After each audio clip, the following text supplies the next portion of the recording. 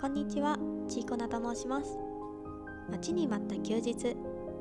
今日は久しぶりにゲーミング車中泊を楽しみたいと思っています。しかも今回はより大迫力のゲームを楽しむため、新しく買ったプロジェクターを持っていきます。ずっとやりたいと思っていた車の中でのプロジェクターは果たして軽自動車のハスラーでもできるのか、ぜひ最後までお付き合いいただけると嬉しいです。さらに今回のゲーミング車中泊を実現させるために強力なお供を入手しました。それがこのドローンやアクションカムで有名な DJI さんが満を持して初めて発売するポータブル電源 DJI パワー1000です。 DJI さんのアクションカムは私も愛用しているので使うのがとっても楽しみです。早速車中泊地へ出かけましょう。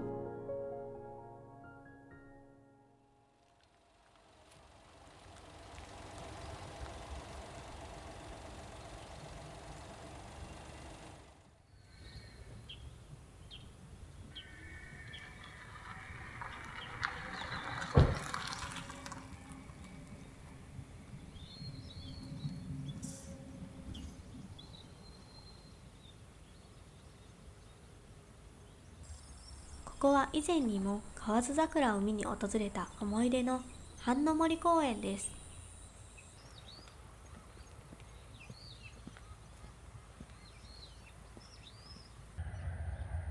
自然豊かで人も少なく、お気に入りの癒しスポットです。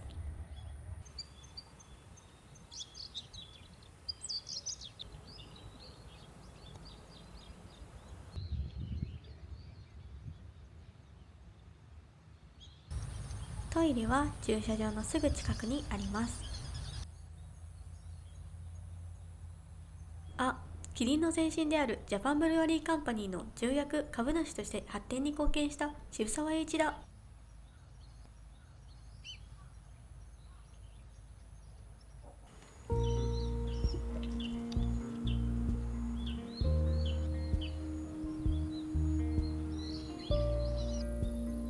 さて、実際に使う前に新しいポータブル電源の使用を確認しておきましょう。バッテリー容量は大容量の 1024Wh。バッテリータイプは安全性の高いリン酸鉄リチウムイオン。出力は安定 2000W、最大 2600W、ピーク時は 4400W まで出力できます。充電時間は家庭用の AC コンセントでフル充電まで驚異の70分。重さは大きめのラーテルと同じくらいですね。次に各入出力ポートの紹介です。正面から見て左側には3ピン対応の AC 出力ポートが2口、真ん中には 24W 出力対応の USB ポートと 140W 出力対応の Type-C ポートが各2口あります。Type-C の高出力ポートが2つあるのは個人的に最高です。左側から急速充電に切り替え可能な充電用入力ポートが1口、右側には DJI のドローンを超急速充電可能なポートが各1口ついています。ドローン撮影、私もいつかやってみたい。といった感じで、私が持っている他社の同クラス製品と比較しても基本性能で上回っており、今買うならこれって感じのハイエンドモデルです。さて、愛着が湧いてきたところで恒例の命名タイムです。この子の名前は DJI の I とパワー1000の1000を取ってアイゼンと呼びたいと思います。あまり強い電力を使うなよ、弱く見えるぞというセリフが聞こえてきそうないい名前だと思います。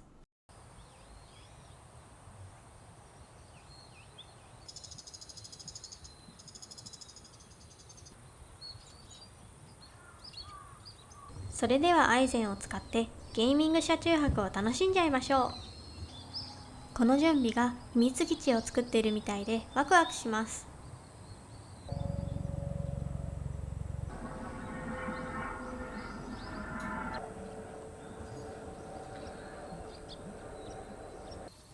私の乗っているハスラーはフルフラットにできるので車中泊に向いています。車内で寝転がれるのは最高。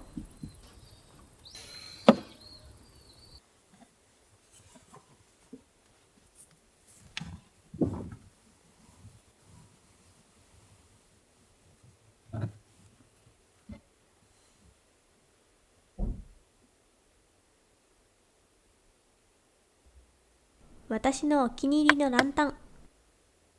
ゆらゆら揺れる明かりが落ち着きます。そして今日はいつものギアに加えてハロウィンということで豪華に飾り付けしていきましょう。これは去年のハロウィンの時にも使ったちいかわの6連ライトです。ライトの部分が8割れちいかわうさぎの顔になっていてとっても可愛いんです。単三電池2本で使えて常時点灯と点滅の2種類に切り替えることができます。それから切り株の上で歌う8割れをイメージしてかぼちゃの上に乗せてみました。8割れかわいすぎ。生乾き。ちょっとサメニャン、誰にやられたの？めちゃめちゃ秋感じてるじゃん。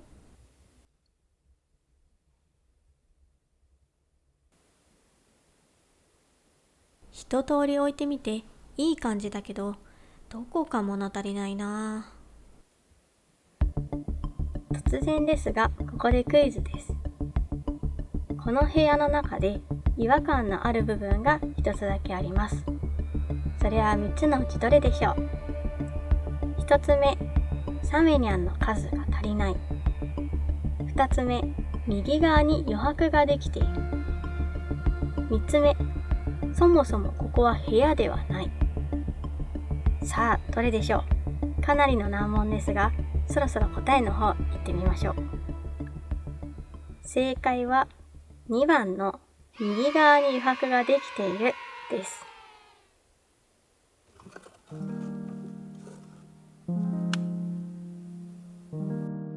右上にオレンジ色を足すことで他のオレンジとの共通点が生まれて物足りなさが解消されました。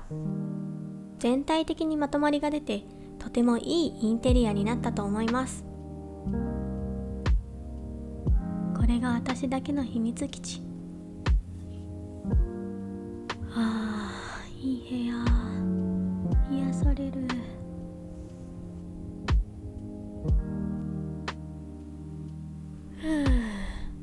3時間も断食してたからお腹空いちゃった。でも今日はあれを持ってきたし楽しみ。クーラーバッグに隠し持ってたのはこれです。札幌にある味噌ラーメンの名店すみれのラーメン。仕事帰りに死んだ魚の目で歩いてたらたまたま見つけたんですよね。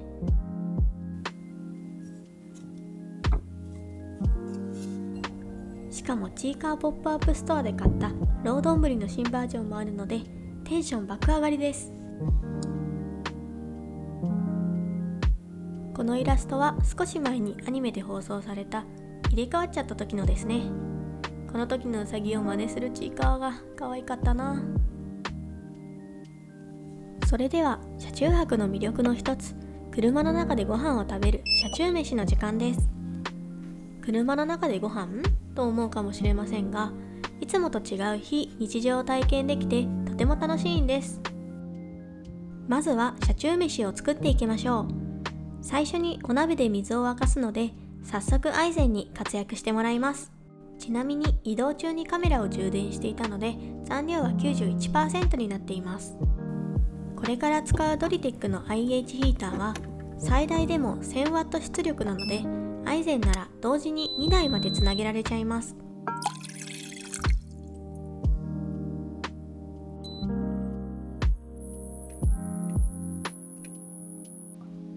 せっかくなので具材も豪華にしました。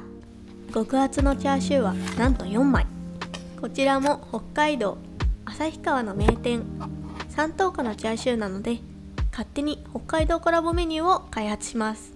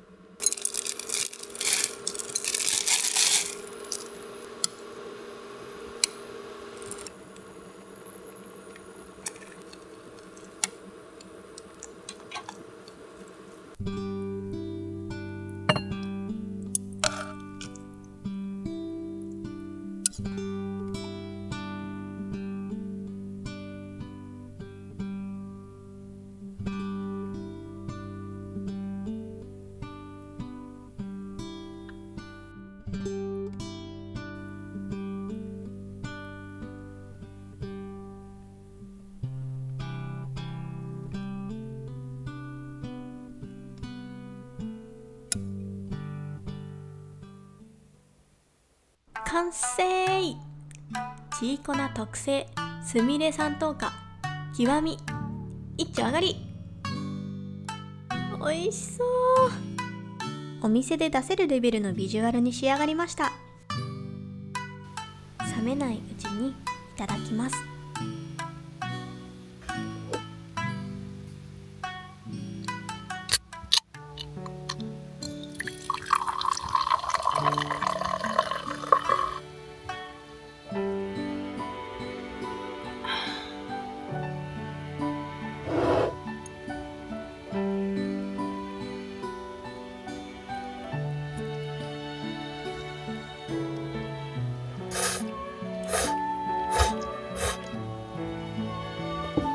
うまい、うまい、うまい。これは至高の領域に近い。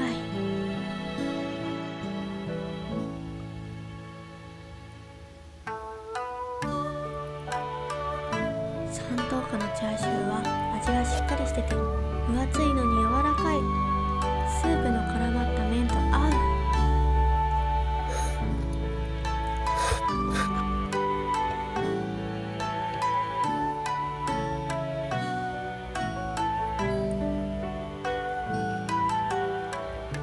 スープが濃厚なので味付きの半熟卵のまろやかさが際立って美味しい。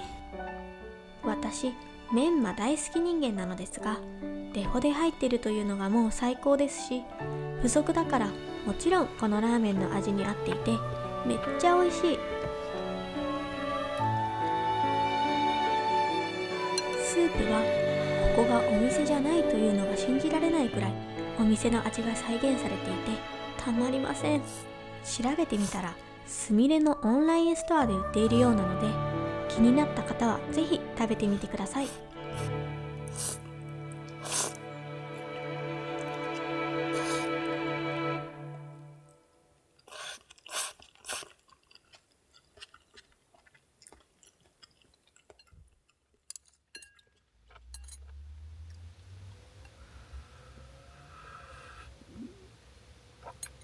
美味しすぎて完幕しちゃいました。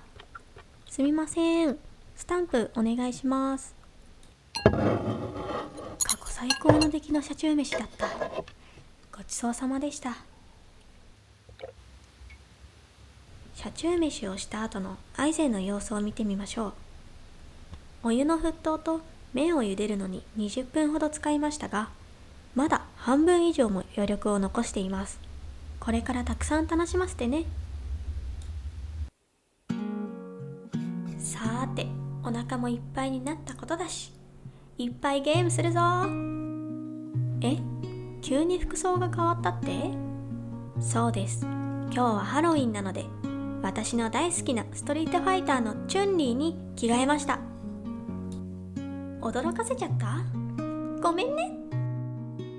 と皆さんの目も慣れてきたところで、冒頭でもお話ししたプロジェクターを設置していきたいと思います。そして一番の悩みどころだったどこに映すか問題ですが、なんと小型で、しかも自立するスクリーンを見つけました。大きさは縦 98.4 センチ、横 88.2 センチなのですが、ハスラーの荷室にぴったりのサイズなんです。開くときは少し力がいりますが、それは自立するために後ろに針があるからなので、勝手に戻ったりしないとてもしっかりした作りになっていると思いました。わあ、本当にぴったり。シンデレラフィットです。これは夢が広がる。ちなみにこのプロジェクターも私が勝手にシド仰いでいるデンタンさんが使っていたので選びました。実際に使っている方がいると買うのも安心ですね。いい置き場を見つけられたので、早速映していきましょう。どんな感じになるのかワクワクドキドキです。それではプロジェクターをアイゼンにつないでいきましょう。入力ポートが前面にあると本当に差し込みが楽ですね。さすがアイゼン。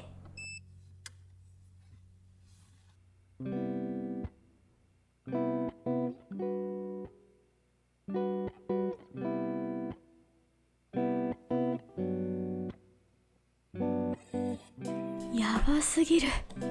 圧倒的大迫力。目指していた理想のゲーミング空間ができました。ゲームはもちろんストリートファイター6、オンライン対戦で世界中の強い人たちに会いに行きます。ノートパソコンでやっていて、ネット回線は携帯の電波を使えるテザリング機能を使っています。このように見てからインパクト返しも余裕でできるので、ほぼ遅延がないと言ってもいいですね。あ、私もインパクト返された。悔しい。ちなみに今私の中年に暴行を加えているのが新キャラのテリーです。画廊伝説という昔のゲームのキャラみたいですが、皆さん知っていますか？相手の球をすり抜けようとしたのに失敗した。次は絶対勝つ。相手の攻撃に合わせてジャストパリー。私のターン。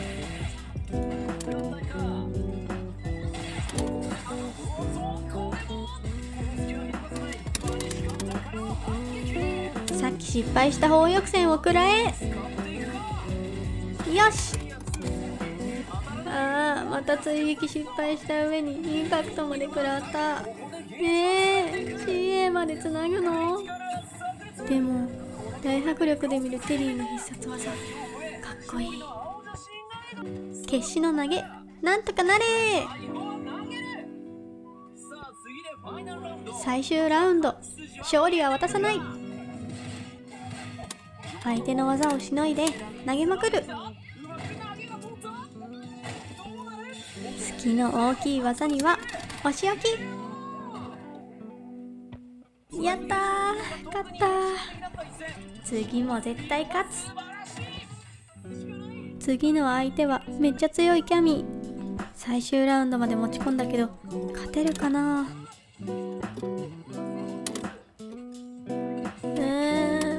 足元がお留守だった。めっちゃ痛いコンボ。食らえインパクトからの転生脚。痛い痛い。これって絶対絶命じゃん。でもこの人結構前に詰めてくる感じがする。そういう時は垂直ジャンプで相手の攻撃を避けて最大コンボ。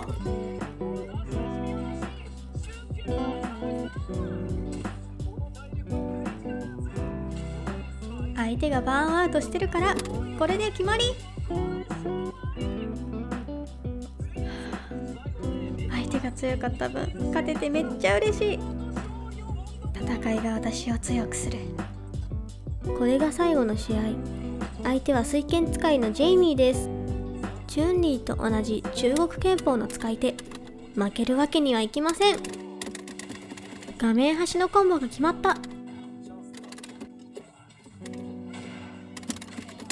よし、今のコンボめっちゃ練習したから実戦で決められて嬉しい。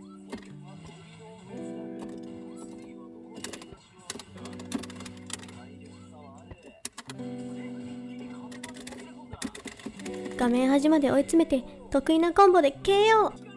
運命の最終ラウンド。一進一退の攻防でしたが、なんとか勝つことができました。格ゲー楽しい。プロジェクターでやるゲーミング車中泊、なんて素晴らしいんでしょう。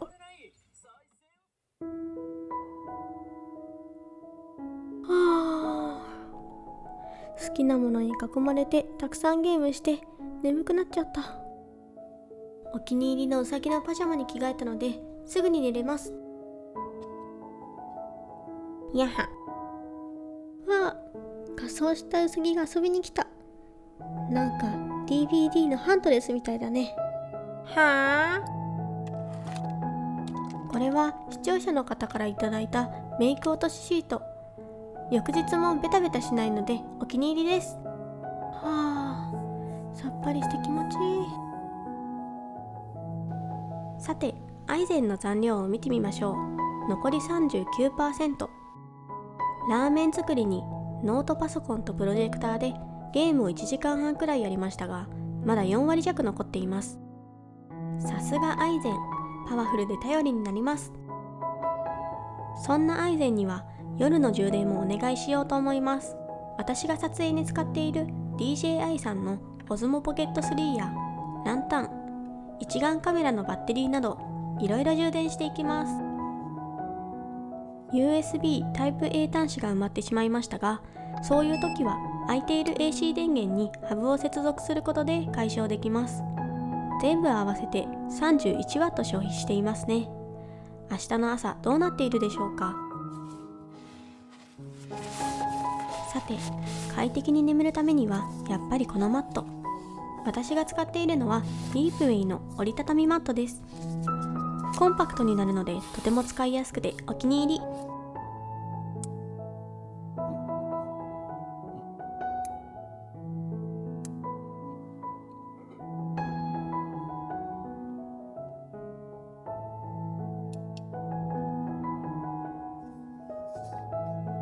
車のドアロックもかけてるし、目隠しもバッチシ。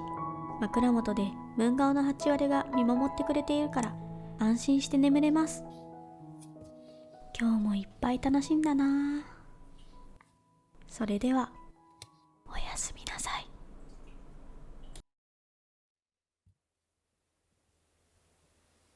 おはようございます。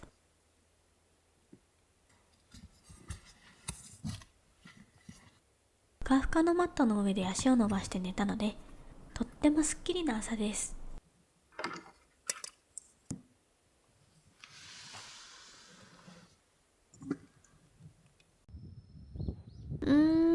いい天気。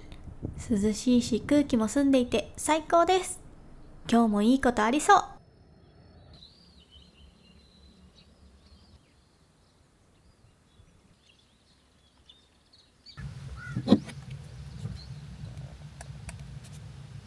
しっかり充電されてる。一晩いろいろ充電して残量は 23% でした。これならもう一泊できちゃいそうですね。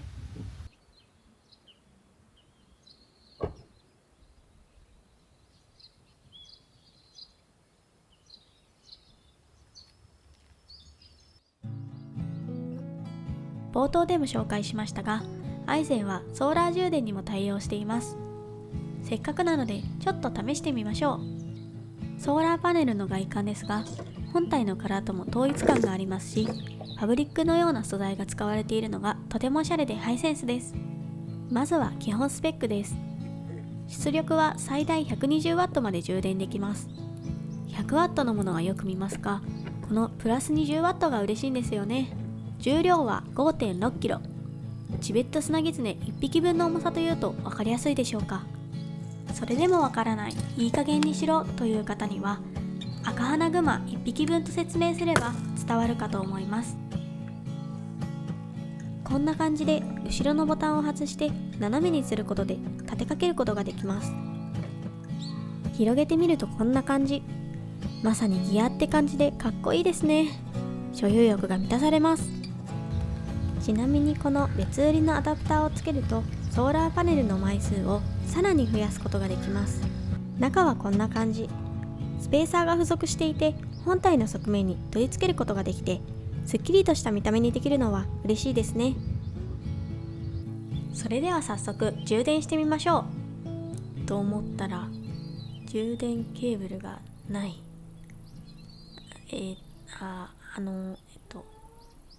ご視聴ありがとうございました。